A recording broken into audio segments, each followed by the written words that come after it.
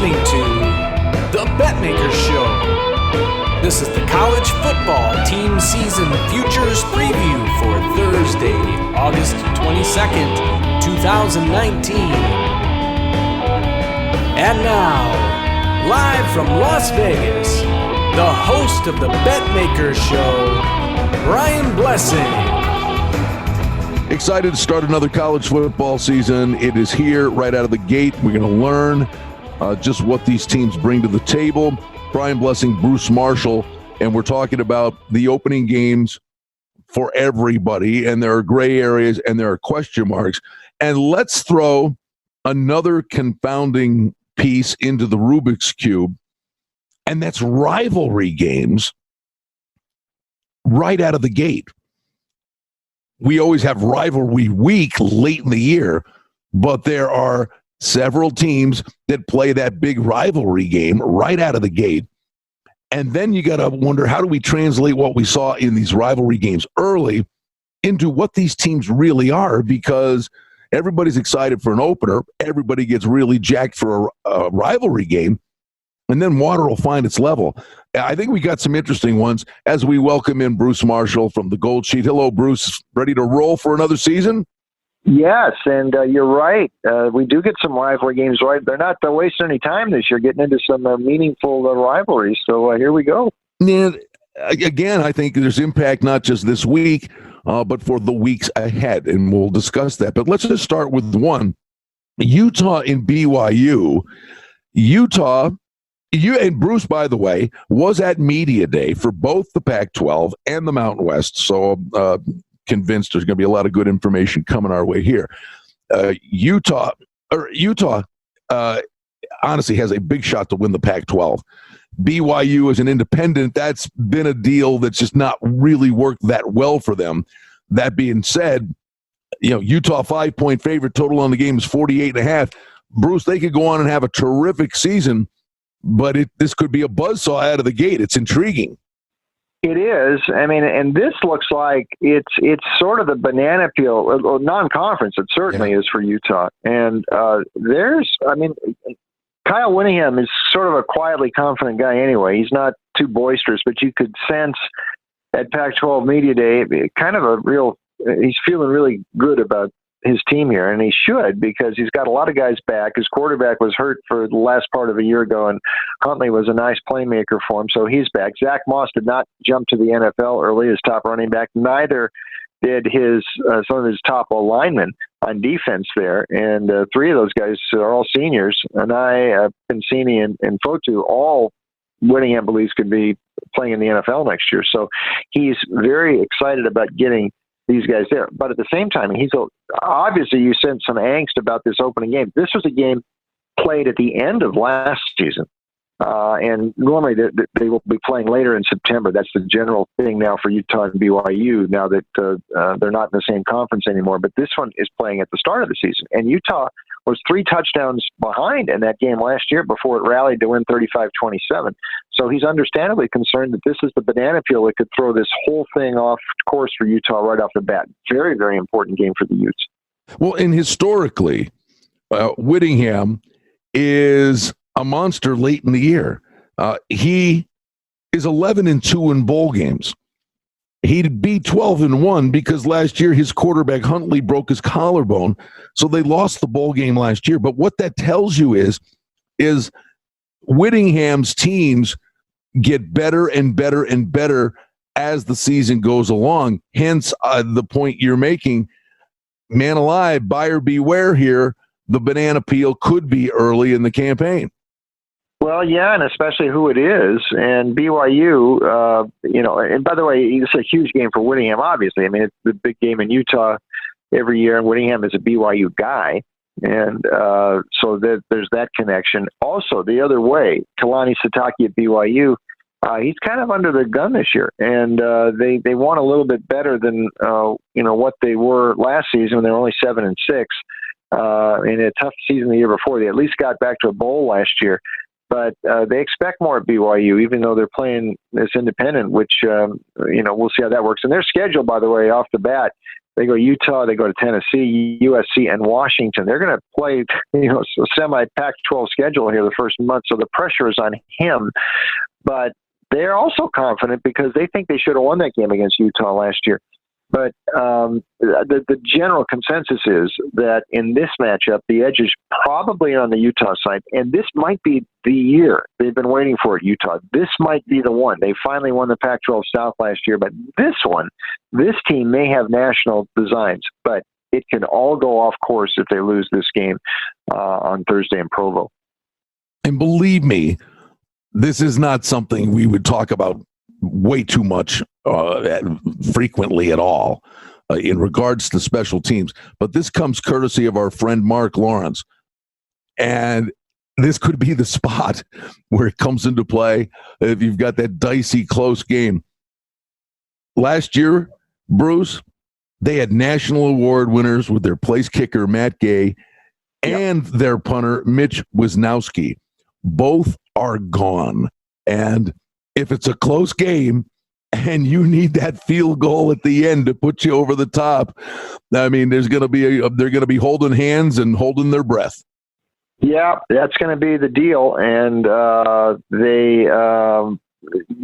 more of a concern was the guy who was coming out of spring as their number one place kicker left school like 2 weeks after spring practice ended. So, I mean, they've been scrambling to find the right kicker. Now, in defense of Whittingham, or in credit to him, usually the special teams are very good for Utah, and he usually hasn't had too much trouble. But, I mean, the guy was such a good kicker the last couple of years. For what it's worth, BYU's got some new kickers too, so I'm not sure where there's an edge, but I don't know if this is going to be the overwhelming edge it was for Utah as it was in the kicking game the last couple of years.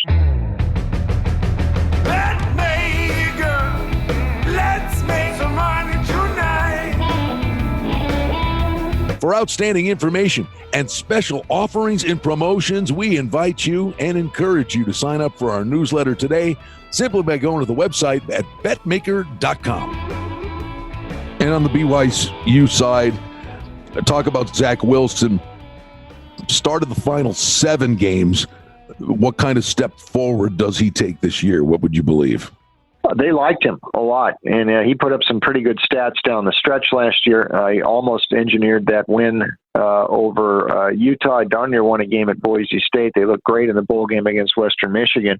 He's got some mobility. He can move around back there if needed, and throwing the ball, very comfy throwing the ball downfield. He's got some experienced receivers here who are going to be back.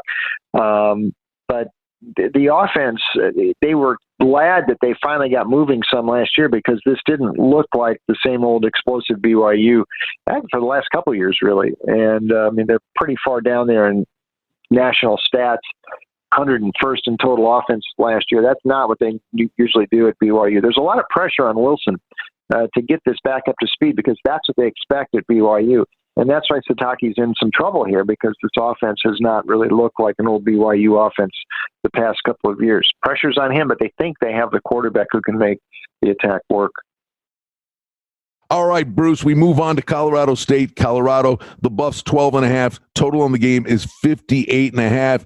As we dive into this, both teams trying to, get the programs rolling again. Let's start with Colorado State, where it was a painful year, both literally and figuratively, for their head coach Bobo last year. It really was. I mean, he had some physical issues with nerve damage, like in his nerve problems in his hands and feet. It made him walk like in a slow shuffle. He wasn't even able to be on the sidelines for the first few games. He's a little bit better now, but I mean, that was bothering him, and the way the team performed really bothered him. I mean, they were way down there. They're 108th nationally in scoring. The offense really cratered last year, and this sort of started the middle of the previous season. It looked like Bobo had this program going really well, but about the middle of 2017, they started to lose.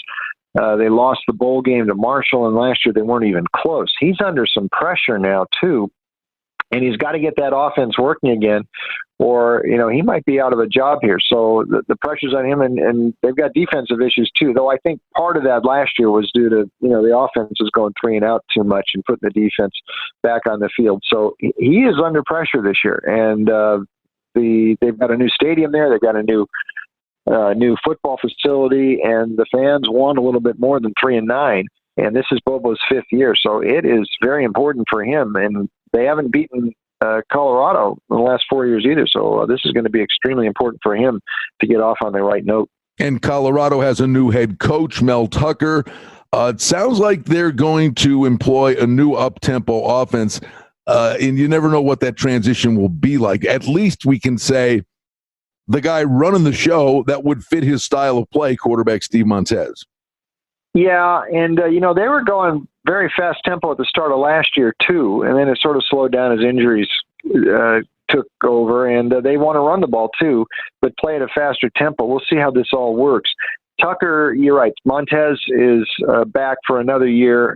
A lot of experience at quarterback. His numbers faded last year, corresponding to the injury to Laviska Shenault Jr., who, like a couple of players last year, we mentioned in an earlier report about the Tate, the Arizona quarterback, wasn't quite the same after he hurt his ankle last year. Well, neither was Shenault, and he was getting some Heisman mention after the first month of last year. He was doing everything for these guys.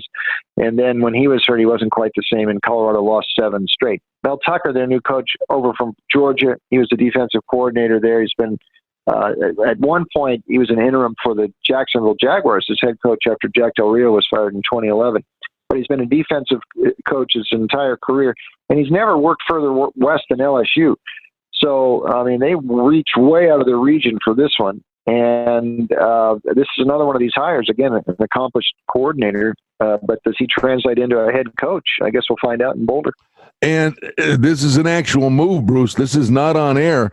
This game opened 64.5, and it's been dropping like a rock all the way down to 58.5.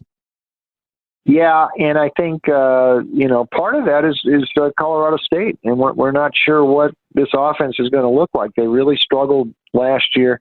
Their hope is that Colin Hill, who when he's been healthy has been serviceable for them at quarterback, but they've had quarterback injuries, and they only have a handful of starters back on the offensive side. So you wonder where this is going to go for Colorado State. I think just the public got to look at this number, and you saw Colorado State, scoring games in the 10 and 19 and 20 last year, and they didn't score that many points. And I'm not surprised this total has dropped some for this opener, which is, as always, being played in Denver.